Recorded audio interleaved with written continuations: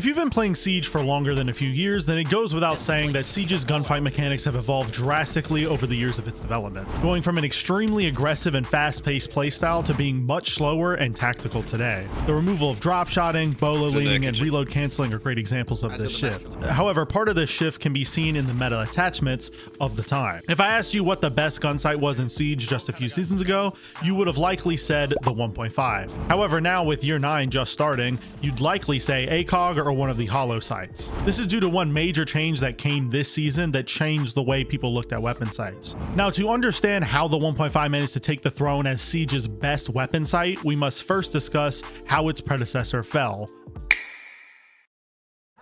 Sonics have lost 3 players. Rexon will need to clutch. Diffuser in the hands of Usus. If Rexon can stop it, he'll send his team to overtime. And suddenly Rexon kills them all. He just needs to get to Usus, and he does it! He knows the peak is coming. He's ready for it. There you go. Sprays him down. Leaves him in a 1v2. Unity here. There you go. Beautiful from Angel. He gets the lock.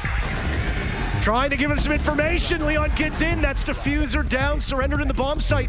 But they will gang up on Iconic, who far enough away is good enough. No! Many!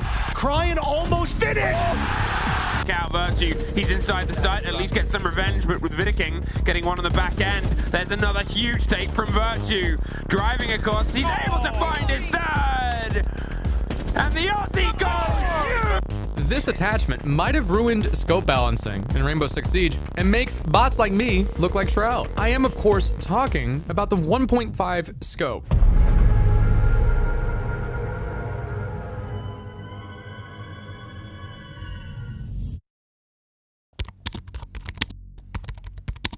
Way back on Siege's release, December 1st, 2015, Siege's attachment options looked very different. The only choices you had on any given weapon was one red dot sight, one hollow sight, one reflex sight, all of those being 1x sights, and the Acog. Also, the Acog was available as an option on a large variety of defending and attacking weapons. The fan favorite Jaeger 416 Acog, Bandit MP7 Acog, and SMG 11 Acog all still existed, and they dominated on the battlefield. Jaeger and Bandit were able to get spawn peaks off with ease, especially considering the old map designs, and the SMG 11 could be used at long ranges due to how low its recoil was. This goes to show just how many weapons were able to get Acog back in the day. The Acog being an option was pretty much the default for any weapon, and it wasn't really surprising to the average player to see it on a weapon. Now, one of the biggest reasons why players were bringing the Acog so much back then is because of the quick ADS times of the past. We have seen significant moves to nerf ADS time across the board by Ubisoft over the past few years,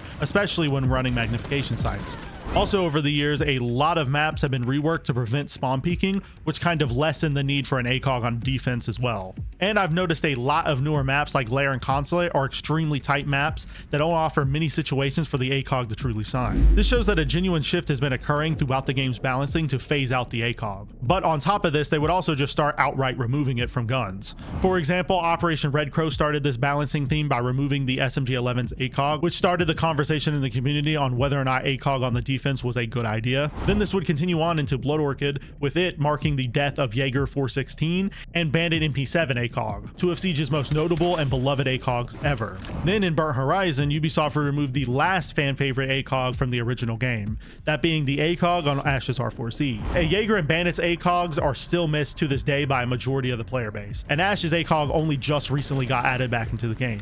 These weapon sites were missed so much by the community that Ubisoft released a whole event around bringing these Acogs back a few years ago. And this event saw many players coming back just to get a taste of what these weapons were like. Also, considering that Year 9 Season 1 broke Siege's player count record while also bringing back a ton of Acogs, I think also proves this point. But this wasn't the last major Acog removal. Another one would occur in Operation Sifting Tides, which removed the most overpowered Acog to ever exist, that being the Acog on Maestro's Alda LMG. This thing had stupid fire rate, low recoil, combined with a long-range scope, making it a dominant force for the game. So obviously Ubisoft had to remove this one at some point, but it still contributed to the weapon site's overall demise, because now towards the end of Year 4, the Acog was available on less and less popular weapons, and ADS times were slower than ever before. So the times you could get away with bringing the Acog were few and far between, and its popularity began to dwindle amongst players. This left the perfect opportunity for another competitor to take the Acog's place, and that competitor would end up being the 1.5.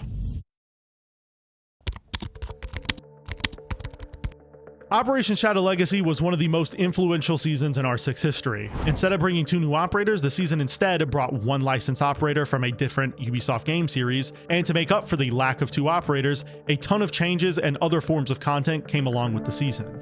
Some examples of this include the addition of the secondary hard breach gadget, the new Ping 2.0 system, the removal of Vote to Kick, Thatcher's rework, the Chachanka rework, the introduction of map bans to ranked, and much, much more. The sheer amount of changes was praised by fans, and to many, this is the best update in Siege's history. However, the new optics in this season are arguably the biggest reason for this season having such a huge impact on Siege's future. Shadow Legacy saw 3 new magnification optics added to the game that directly competed with the Acog. These included the 2x, the 1.5x, and the 3x sights, with the 1.5 being the topic of today's video, and the 2x becoming another strong competitor to the Acog as well. To go along with this, Shadow Legacy removed the Acog from a record number of guns. These included the G8 LMG on IQ, the Commando on IQ, Zofia's M762, Jackal C7E and PDW, Habana's Type 89, and Buck C8. There were many more guns that lost their Acogs, but these are just the most memorable ones. These large amount of hits that the Acog took in just one season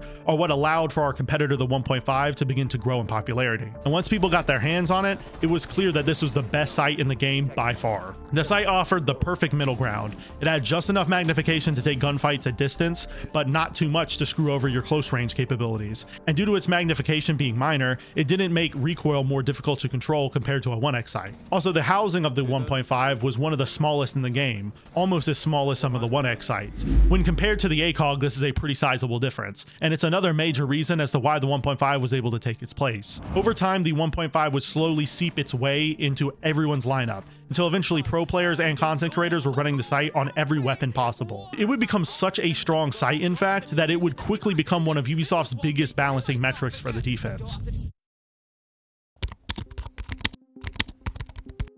After Shadow Legacy, and as the seasons went on, the game would quickly begin shifting into a more gunfight-oriented meta, going away from the utility meta of the past. This would be caused by a lot of factors like the nerfing of Jaeger, Goyo, and other major pieces of utility on the defense. So, since the defense had less utility overall, they started turning to brute force to win rounds, and the 1.5 on certain weapons was the perfect tool for that job. Alibi was likely the earliest example of this. Her MX4 Storm having low recoil and a stupid fast fire rate made her a popular choice, and combined with the deployable shield she had and the secondary shotgun, she would very quickly become Siege's most picked defender in the game. This was around the time that Ubisoft really started to realize the importance of the 1.5 on the defense, and they started to use it as a way to buff or nerf certain operators. They would eventually end up removing the 1.5 from Alibi, basically killing her pick rate and popularity immediately, but Warden and Oryx would end up taking her place, becoming just as popular. Oryx specifically, with his ability literally just being a dash that allows him to move around the map extremely fast, would become extremely frustrating for most players. This is because players weren't picking operators anymore that could help their team. It was now down to whoever provided the most selfish but beneficial loadout. This would cause huge debates in the community over the state and health of the game's balancing, and it would warp a lot of players' perception of the game going forward. However, despite these feelings becoming widespread in the community, these sort of back and forths with operators on the pick rate chart would continue all the way up until the end of year 8. An operator would become popular due to their weapon combined with the 1.5, they would lose it in a future patch, and someone would replace them within the season. However, with the release of Year 9 Season 1, Ubisoft would finally put the 1.5 to rest as Siege's dominant sight option, and a player's sight choice would become a much more difficult decision. Operation Deadly Omen, as you all likely know already if you're watching this video, is another one of Siege's most influential seasons. I would honestly compare it to Shadow Legacy in the amount and quality of changes. It was released with one operator, Deimos, the shield rework, the locker system, the Azami rework, the LMG rework, the rappel changes, the AI playlist for training, and much more. However, the biggest change and the most important one for the context of this video is the attachment rework. This rework changes the function of certain grips, the base ADS speed, and attributes of certain weapon sights. Now, the important part for the sake of this video is the sight changes, which saw the 1.5 and the 2x get turned into a 2.5x and a 3x sight respectively. This means that the 1.5 at the time of recording is now the same magnification as the Acog, putting them on the same playing field. Then on top of that, magnification sights were now changed to give you a slower ADS speed in comparison to 1x sights and iron sights, a 5 and 10% difference respectively. This is a pretty big deal and gives you some real downsides when picking the 1.5 or the magnified A sight as it's called now.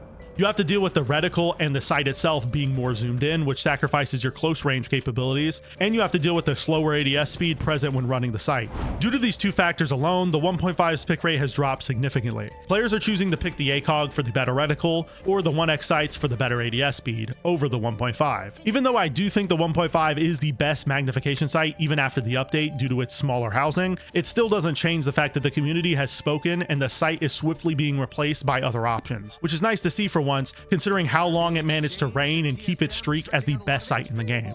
Hopefully Ubisoft has learned a valuable lesson from this whole ordeal, and maybe, just maybe, we can see the game shift back into a more gadget-oriented playstyle. Because if we have learned anything from the past 3 years, it's that the game is at its best when gadgets are at the forefront. Anyways, hopefully you guys enjoyed today's video. If you did, I make Siege content just like this twice a week, so go subscribe to the channel and follow me on Twitter if you don't want to miss the next upload. Also, I've started a second channel where I upload variety content, so if you're interested in watching content from me on other topics, I'll have a link to that in the description so you can go check it out. Anyways, if you want to watch another video just like this one, I'll be popping up on your screen right now that I'm sure you enjoy. And if you want to watch a video from the second channel that I just mentioned, a video from that channel will be popping up on your screen right now as well. I'll see you guys in the next one, and peace.